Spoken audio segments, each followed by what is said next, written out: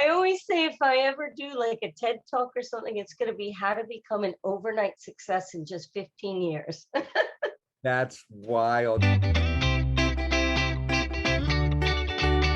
am just so grateful to be able to have this conversation with you, because you're one of the humans on a professional and personal level that I respect and admire the most, in the wine and spirit space, and just in the brand universe, what you've created and what you've been able to accomplish and how you bring community together. And would love for you to share more about your journey in the space and kind of your initial vision, if you will, for founding Women of the Vine and Spirits. Prior to going into the wine industry, I spent just over 15 years in high-end technology, working out of New York City, traveling around the world.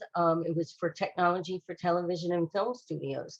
I was like a kid in a candy store, because back in the late 80s, I was playing with high-def television. I was playing with, disc recorders and stuff where we didn't even have DVRs and stuff like that available to the public yet. So it was really an exciting time, but it was all men. I loved what I was doing, but I got very disenchanted as I started moving up the ranks. There were no female role models. There was lots of inappropriate behavior, of course. There was all kinds of stereotypes and adversity. And I just felt, for me, every day was a challenge. I started exploring other things, and that led me to explore my passion. I took a trip to Napa and Sonoma, and the next thing I knew, I couldn't believe all the women that I discovered were behind some iconic brands, because I was a wine enthusiast. I loved wine, but I didn't know that the women were behind these. So that really kind of piqued my interest. Who are they? What do they do? Are they feeling the same way in such a male-dominated industry? And I ended up coming back to New York, and I wrote a book. I started interviewing them.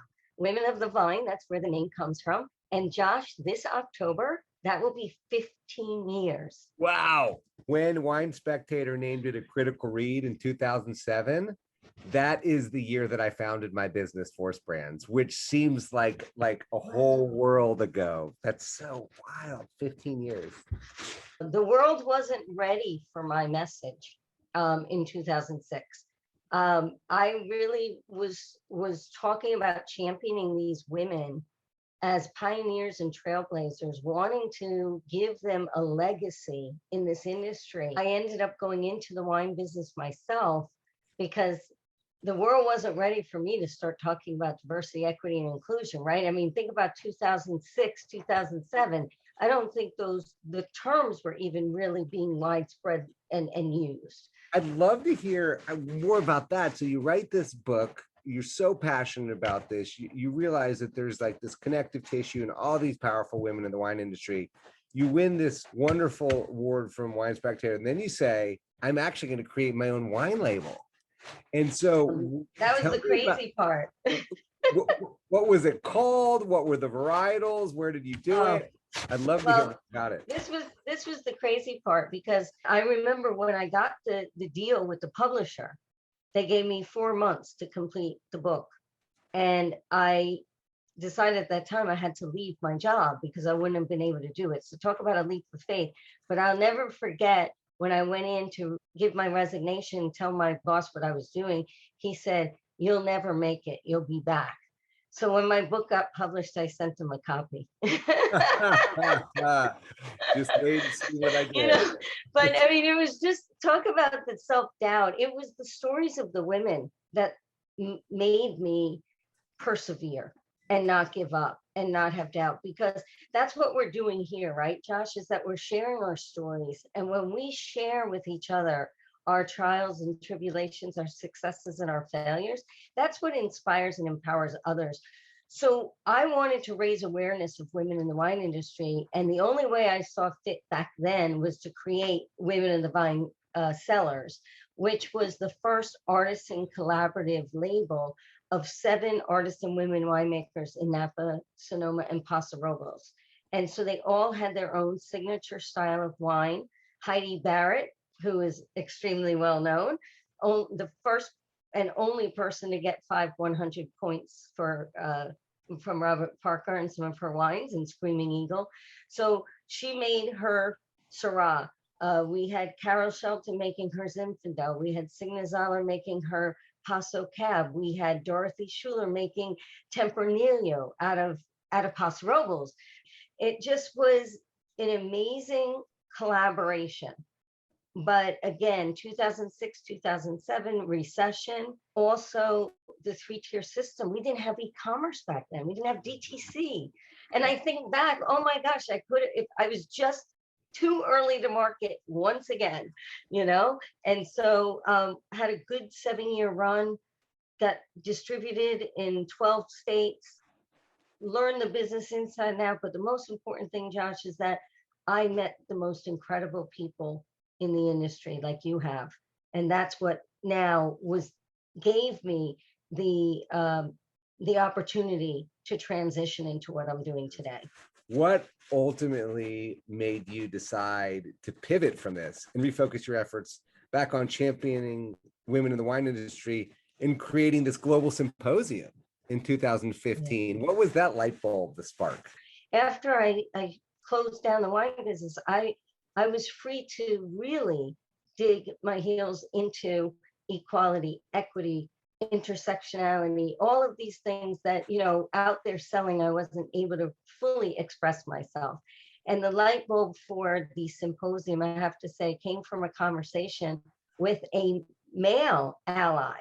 So I actually was on the phone with Ben Salisbury from Constellation Brands, and he just left to go out on his own consulting. And we were just chatting, and I was mentioning how all these women over the years would email me. I'm a woman of the vine. My mom's a woman of the vine. My sister's a woman of the vine. And we, you know, it was just during conversation that we realized how people were identifying themselves by being within the industry. And that was the light bulb after, you know, thinking, you know, we can host a conference and bring men and women together. And actually the first time in the largest gathering, focused not on, you know, the product or wine growing or DTC, but actually focused on diversity, equity, and inclusion. And that was in 2015. I remember attending your early wine symposiums, and they were sold out, and they were magic, and the energy was palpable. The connectivity there was phenomenal, and everyone took away this like kind of community feel. And I was a male there, and I said, there just needs to be more of this. And it's so amazing to see how it's grown and developed organically with a lot of hard work and a lot of people supporting this mission. But at the early stages, like you could just feel it. And you know, it's so interesting. Like I know what I took away from it, but what was your hope that humans would take away from this symposium? The vision really, and I love that you use the word human, right? I like to think of myself as a real social entrepreneur. You know, there's people, purpose, and profit, right? I mean, and profit will come when you look at your purpose and you look at your people. And so what I think the real vision at the beginning was that I had been in one industry that was so male dominated that I felt I couldn't bring my full authentic self to work. And therefore I could never really be the best that I could be and achieve what I wanted to. I wasn't going to leave another industry that I loved. I love this industry. It's a great industry. The people are amazing. So instead of just, you know, getting frustrated, I said, well, then we got to change it. So I think the vision for me was exactly what you just said, is for people to come in and have a human experience, to come and realize that when you look at diversity, equity, and inclusion, then you're going to get business development and innovation. So I always say at Women of the Vine and Spirits that what our pillars are is DE&I and BD&I. Business development and innovation will just naturally come when you have all of this diverse people and thought and ideas. And that's the beauty that comes together naturally. And I think that's really what the foundation has been built upon. whether you're male or female, or regardless of your ethnicity, you're just so open to the conversation, the collaboration, and that's what makes the world go round.